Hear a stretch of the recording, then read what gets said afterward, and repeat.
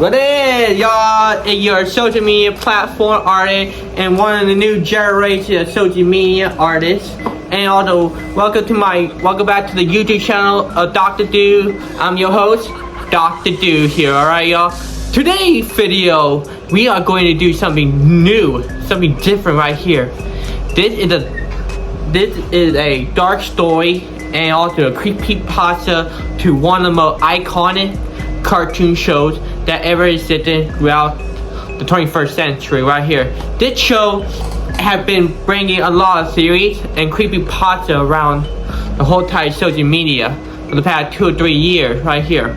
We are going to talk about the Eddy story right here, y'all. Most of you don't know about the dark truth behind the neighborhood of the cul-de-sac, which they originated in the whole entire Eddy show, which been around since 1999 to 2009. What you guys don't know about is the dark secret behind the tragic story of these iconic characters right here. And although many people figure something out. What? Are they dead? If in fact, many people say they're dead because of their tongues are all different colors and stuff. And also, what makes this story even darker is like how they died. Plus, I added 2 more characters to this story than the other channels had never done before, alright? This video, we are going to talk about the dark story and creepypasta of the Eddy right here, y'all. Before we get any further, if you guys new to the channel and you watching it, please subscribe to the channel and hit notification down below. And I hope you new guys would like the channel, alright? I bring y'all good things about this, alright? Y'all, we're about to hit 3,000 subscribers soon, alright? Once we hit 3,000, we got 7,000 more to go till we hit 10,000 right here, y'all. And now, let's get to the story. The truth behind the cul-de-sac story dates back to the 1900s when settlers decided to start making a new life in this new territory, which would be future reference and future name of the cul-de-sac. The first victim of the cul-de-sac accident, or the so-called cul-de-sac curse, because the story about that land is that it used to be belong to the Native Americans back then in around 1800s, somewhere in the late 1800s, when settlers took away their land, alright, and they decided to put a curse on the land of his children would die in a terrific and horrible accident, or put it on purpose and stuff. And the first victim was Wolf. Wolf was the first child victim and the eldest of the group to die. He was an immigrant from the Scandinavian country, either Norway or Sweden, or even of course somewhere in Europe. Alright? He and his family decided to settle on the new cul-de-sac neighborhood where they can start doing some farming on that land. But however, in 1903, Wolf was killed by being trampled by his own family animals on that land. It became first recorded child death in 1903 in cul-de-sac neighborhood right here, y'all. It would suck to being killed by your own animals right here. That's why you guys need to be careful in case you're doing farming stuff, y'all. Okay? But however, he won't be alone after being sent into purgatory in the version of the cul-de-sac, where we meet our other victim right here, y'all. Johnny. Johnny became the second victim of the cul-de-sac curse, somewhere in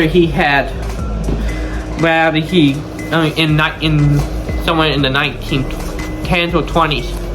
He had this illness known as tuberculosis, and he been having that since during his whole entire childhood.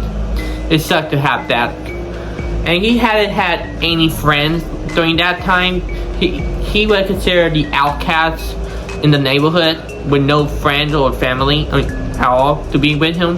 The only thing he has with him was his good old pal Plank, which became one of the reasons why Plank is like the most important friend to Johnny in the whole entire show. But eventually in 1922, he died from that illness, bringing his soul and his best pal Plank, the last thing he ever saw, to the afterlife. It's sad to see a person like him being alone and scared without any family or friends be around him. The only thing he had was his imaginary wooded friend right there, Plank. That's sad for Johnny. And then we get to a third victim of the cul-de-sac incident or curse, but none other than our main character in the whole entire show, Eddie. Eddie became the third victim of the cul-de-sac curse when he and his family came from New York to the neighborhood during the Great Depression. He became a scam artist and a con man by stealing and scamming a lot of kids around his neighborhood for the sake of greed of his. Like, he wanted money and fame in his future, in his life itself. All he wanted to do that is scam people from their money. And eventually the kids found out about Eddie's scheme and stuff. They decided to chase after him and try to take their money back from him. But however, tragedy hit Eddie when he jumped into the lake and drowned. He doesn't know how to swim, and eventually died without having nobody saving him from drowning. He still continued to do the same thing in his previous life in Purgatory right there, try to scam everybody money and wanting to make his own fortune in the future. That will happen when you try to steal money from children, y'all. And then we get to another victims of this story. It's Ed and Sarah, the siblings right there. Both of the kids grew up around the time of the 40s and the 50s, and they came to the neighborhood right after their father died in World War II, and their mother, heartbroken of her husband being killed in action, she became neglected and distanced from her own children itself, giving up her parenting role on that. And the siblings tried to find a way to cope from this by having Sarah doing the parenting role, and Ed isolating himself in his room, reading all his life, reading comic book and stuff, being in his own imagination, where we always see him doing that stuff in the show. But ultimately, tragedy hit them in 1953. Both them and their mother died in a car crash. That sucked for them. And next to our victim right here is none other than Nas. Nas grew up in a hippie family lifestyle where they support peace and love throughout the 60s till the late 70s. But tragedy hit both her and her family when they were all murdered by a serial killer that escaped from prison. And it's sad, it sucked to be them, but I like how Nas always had the thing to being peaceful and loving many things. We all realize how she's a hippie like that. So that she had to live a short life after being killed. And next to our another victim of this story is Double D, the nerd of the Ed group right there, the smartest in the neighborhood. He grew up he originated from the 1970s in a strict family community, in a very strict family. He lived in his whole entire life. His parents want to make sure he is more strict than any other person around him. He wanted to make sure he do what they wanted to do. And Double D trying to make everything perfect around him. He trying to make sure he do more of his schoolwork, more of everything he needs to do in order to make sure his parents love him and stuff. But eventually, his life was taken away when a gas leak in his chemistry, set exploded in his room, killing him instantly by the explosion itself. It would suck for me to live in that same situation for him, because living in a strict family house would suck a lot. You cannot do anything unless your parents want you to do something for them. Alright, y'all? And next victim right here is Kevin. Kevin is like the jock character in the whole entire show, where he always had the bowling persona. He he originated from the 1980s, lived in a house with his abusive father, who abused him a lot, like hurting him so much that Kevin created this bully persona where he like a bully to other children before his life was taken. Alright, so he doesn't like how his father did it to him a lot. But it sucked for Kevin to have something done to him.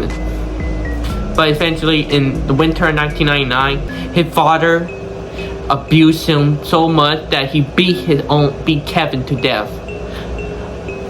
And eventually, his father got arrested and was sentenced to life in prison without parole.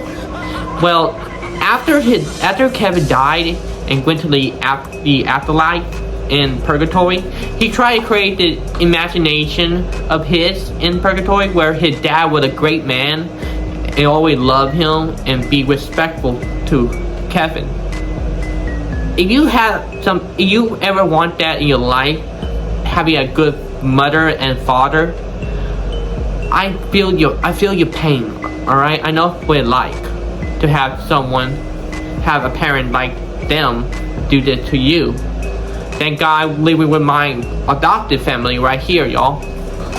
And finally, we get to our youngest person who died in the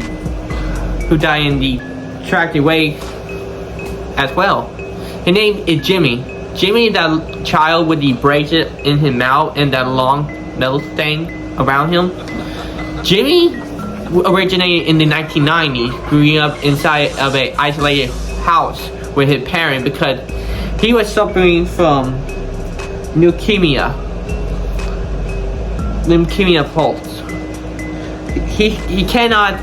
That illness is so bad that his parents decided to have him inside the house at all times because of the illness. He cannot hang out with anyone. He cannot hang out with children, with animals, with nobody.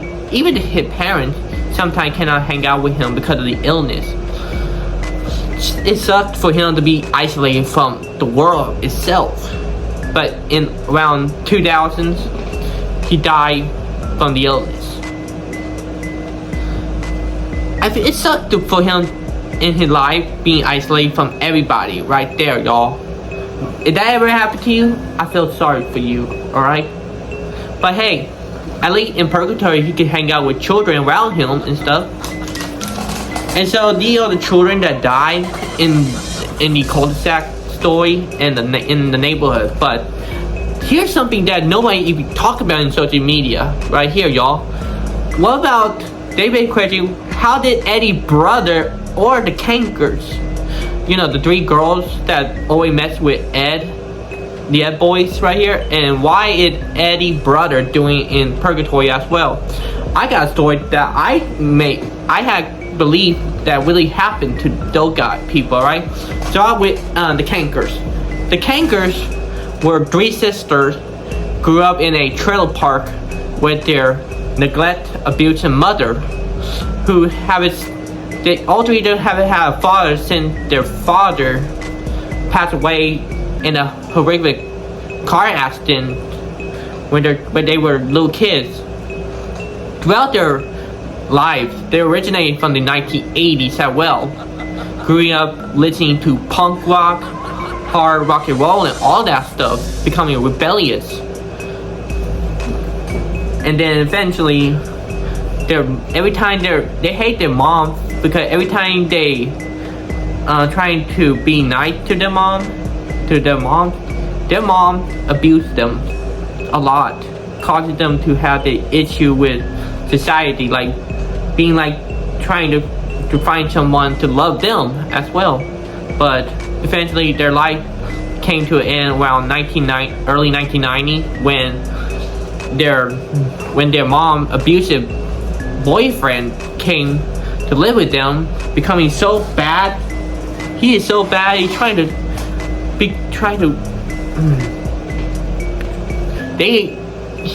to make them fall in love with him too, and try to abuse them sexually as well. One of the sisters tried to stop this abusive boyfriend, but however, all three of them would taken by him by being killed by the abusive boyfriend's gun, shooting them, killing them instantly. Tragic day for the Cankers sisters. They didn't even have good life at all. They still had the attitude still when they died. They tried to be like this big and strong, even though they were not like that in their lifetime. As for Eddie's brother, however, how did he got to purgatory with his brother and stuff? His story is sad as well. He and his brother, he too came to the neighborhood with his brother in New York during the Great Depression. They both had been having a good and bad relationship with each other, even though Eddie's brother do love him with his life and stuff. And Eddie's brother trying to get a job at the carnival, where he's been trying to save up enough money to get somewhere away from this neighborhood and also away from his family and stuff. But however, the news hit Eddie's brother about what happened to his little brother's death. He became depressed and started drinking and taking drugs a lot. But ultimately, in 1936, Eddie's brother died of a drug and alcohol overdose. He was found in his little trailer home in the carnival, where the police found his body when he went in bed dead. In his previous life, when he in the afterlife, though he loved his brother and always sometimes hurting him, he still wanted to make sure his brother have a good life and stuff. I wish that if none of these things ever happen to these children, they will have a better life in the whole entire planet itself. And so this is the dark story and creepypasta of the Eddy story, y'all. What do you guys think about it? Do you guys think the kids are like stuck in purgatory in the afterlife itself, or something else that happened around them? Alright, y'all. Thank you for watching this video. I hope y'all all like this video. Please subscribe to the channel, hit notification down below, put a comment down and tell me what you guys think about it. Alright, this is Dr. Do, and I'm signing out to see y'all next time right here on the YouTube channel Dr. Do. Right, peace out everyone.